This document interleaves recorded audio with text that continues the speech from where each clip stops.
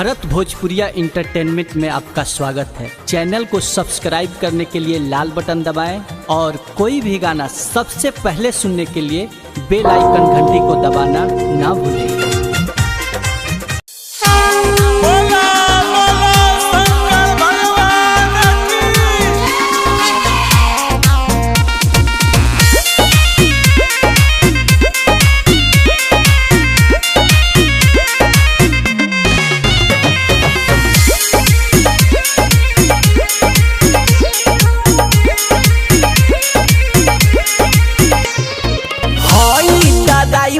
हम हाकतानी गाड़ी रोड बा खराब कैसे चलिया गाड़ी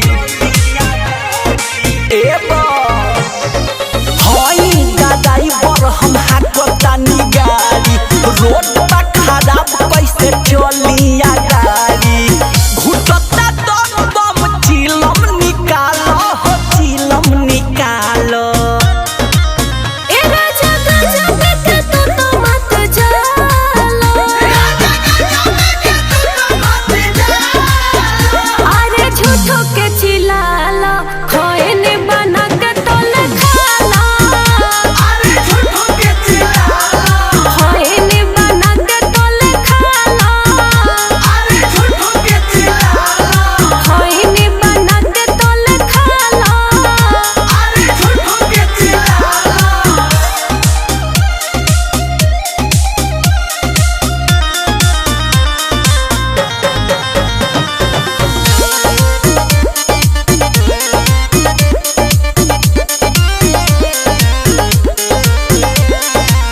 लागल बा भूख दुख बुझ हमार हो। अच्छा इसका है हमारा पबरता तोहार हो।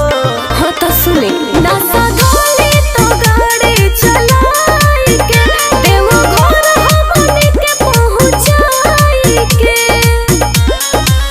चुप कर धनिया हो बात अपन टालो हो बात अपन टालो।